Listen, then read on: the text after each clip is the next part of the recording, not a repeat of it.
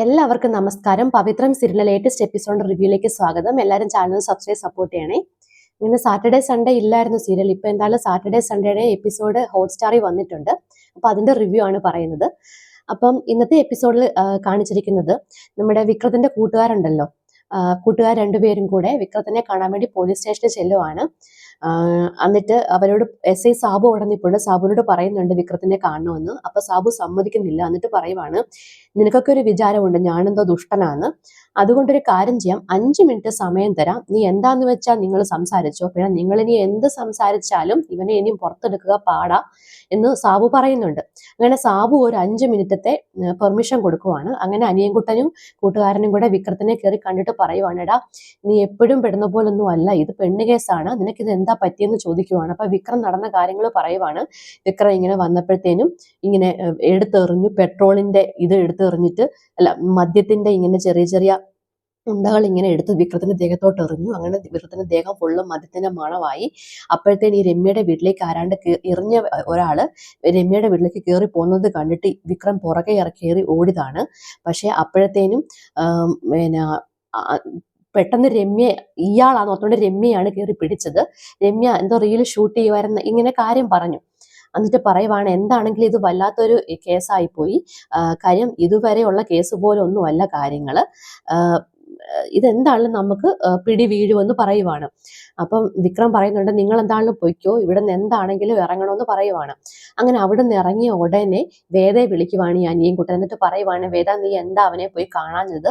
അപ്പൊ വേദ പറയുന്നുണ്ട്, എന്നെ കണ്ട വിക്രത്തിന് ഒന്നുകൂടെ വിഷമാവത്തേ ഉള്ളൂ, അതുകൊണ്ട് പോയി കണ്ടിട്ടും കാര്യമൊന്നുമില്ല, നമ്മൾ പോയി കണ്ടാലും ഇറക്കാനൊന്നും പറ്റത്തില്ലല്ലോ അവിടുന്ന്, അതുകൊണ്ടാണ് ഞാൻ പോവാഞ്ഞത്, ഞാൻ എന്തായാലും ഇപ്പൊ പോകുന്നില്ല അനിയൻകുട്ടാന്ന് വേദ പറയുവാണ്.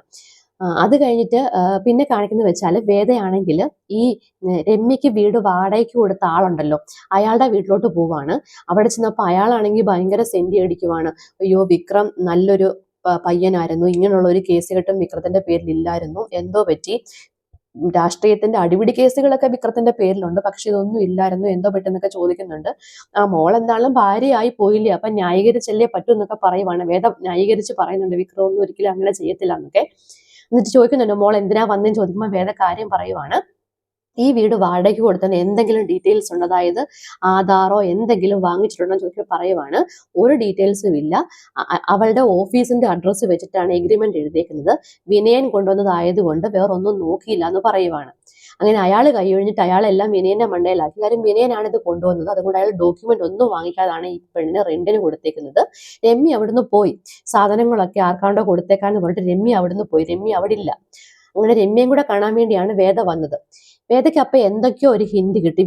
വിനയന്റെ സംസാരം ഉണ്ടായിരുന്നു അന്ന് പിടിച്ചപ്പോഴത്തേനും, പുറകിലുണ്ടായിരുന്നല്ലോ, അതുവഴി ഇറങ്ങി ഓടത്തില്ലായിരുന്നു എന്നൊക്കെ ചോദിക്കുകയും.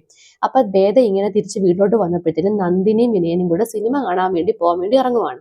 അപ്പൊ വേദ പറഞ്ഞു, എനിക്ക് വിനയോടൊന്ന് സംസാരിക്കണം എന്ന് പറയുന്നുണ്ട്. അപ്പം നന്ദിനി പറയുക, ഇപ്പൊ സമയമില്ല, ഞങ്ങൾ നൂൺ ഷോയ്ക്ക് പോവാന്ന് പറയുവാണ്.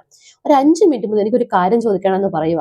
അങ്ങനെ വിനയനോട് വേദ ചോദിക്കുവാണ്, വിനയേട്ടൻ അറിയാമായിരുന്നോ ഈ രമ്യ നേരത്തെ എന്തടിസ്ഥാനത്തിലാണ് ഈ രമ്യക്ക് വീട് വാടകയ്ക്ക് കൊടുത്തേക്കുന്നത്, അതിന്റെ എന്തെങ്കിലും ഡോക്യുമെന്റ് ഉണ്ടോ, അതായത് ആധാർ കാർഡോ രമ്യയുടെ അഡ്രസ്സോ എന്തെങ്കിലും ഉണ്ടോ ചോദിച്ചപ്പോൾ വിനയം പറയുക, കൈ മലർത്തുക, എൻ്റെ അങ്ങനത്തെ ഡീറ്റെയിൽസ് ഒന്നുമില്ല, ഇത് ഞങ്ങളുടെ ഒരു ഗ്രൂപ്പിൽ വന്നു, ഞങ്ങൾക്കൊരു ബ്രോക്കർമാർക്ക് ഒരു ഗ്രൂപ്പ് ഉണ്ട്, ആ ഗ്രൂപ്പിൽ വന്നു, അങ്ങനെ ഇയാൾക്ക് വീടെടുത്ത് കൊടുത്തു, അത്ര എനിക്ക് അറിയത്തുള്ളൂ എന്ന് പറയുവാണ്.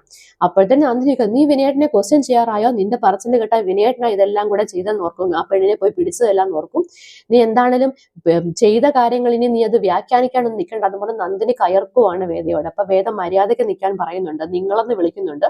അപ്പൊ നിങ്ങളെന്ന് വിളിക്കുന്നതോടത്തൊക്കെ ചോദിക്കുന്നുണ്ട് നന്ദിനി. അപ്പൊ വേദ പറഞ്ഞ റെസ്പെക്ടോട് കൂടി നിങ്ങളെന്ന് വിളിക്കുന്നത്, നീന്ന് വിളിച്ചാലേ ഉള്ളൂ റെസ്പെക്ട് ഇല്ലായ്മ എന്നൊക്കെ പറയുന്നുണ്ട്. അപ്പം വിനയം, നീ ഒന്നും മിണ്ടാതിരിക്കുന്നുണ്ട്, വേദ പറയാനെന്ന് പറഞ്ഞ് വിനയം ചോദിക്കുന്നുണ്ട്. അപ്പൊ വേദ പറയുവാണ്, പോട്ടെ, അഡ്രസ്സും കാര്യങ്ങളും ഒന്നുമില്ല, നമ്പർ ഉണ്ടോ, ഈ വേറൊരു ബ്രോക്കർ അറേഞ്ച് ചെയ്തെന്ന് പറഞ്ഞു, ആ ബ്രോക്കറിന്റെ നമ്പർ ഉണ്ടോ ചോദിച്ചപ്പം വിനയം പപ്പ കാണിക്കുവാണ്. അത് ഞാൻ തരാം, ഞാൻ പോയിട്ട് വന്നിട്ട് തരാം എന്നൊക്കെ പറയുവാണ്. അതായത് വേറൊരു ബ്രോക്കറാണ് വിനയൻ ഈ രമ്യയെ പരിചയപ്പെടുത്തി കൊടുത്തതെന്നാ പറയുന്നത്. അപ്പൊ ആ ബ്രോക്കറിന്റെ ചോദിച്ചപ്പോഴും നമ്പർ കൊടുത്തില്ല. അപ്പൊ ഞങ്ങൾ സിനിമ കാണാൻ പോയിട്ട് വരട്ടെ, നമ്മൾ രണ്ടുപേരും കൂടെ പോവാണ്. അപ്പൊ തന്നെ വേദ വിനയനോട് പറയുന്നുണ്ട്, ഇതിന്റെ പുറകിൽ എന്തോ ഗൂഢാലോചനയുണ്ട്, അത് എന്താണെന്ന് ഞാൻ തെളിയിക്കും, എന്റെ മനസ്സ് അങ്ങനെ പറയുന്നതെന്ന് പറയുക. വിനയൻ അപ്പൊ തന്നെ പതറി. എന്നിട്ട് വേദ മനസ്സിൽ ഉറപ്പിക്കുവാണ്, എന്താണെങ്കിലും ഇതിന് പുറകിലൊരു ഗൂഢാലോചനയുണ്ട്, നമുക്ക് എന്താണെന്ന് തെളിയിച്ചിട്ട് വേണമെന്ന് പറയുന്നുണ്ട്.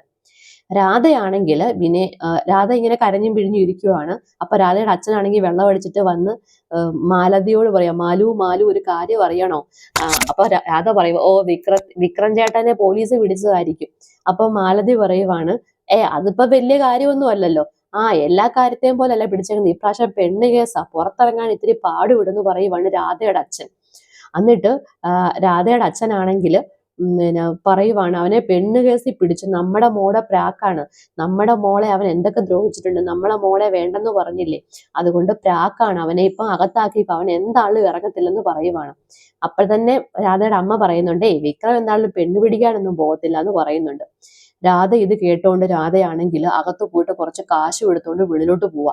അപ്പോൾ തന്നെ രാധയുടെ അമ്മയും അച്ഛനും അച്ഛൻ ചോദിക്കും, ഇവൾ ഇത്രയും പൈസ ഇവിടെ വെച്ചിട്ടുണ്ടായിരുന്നു.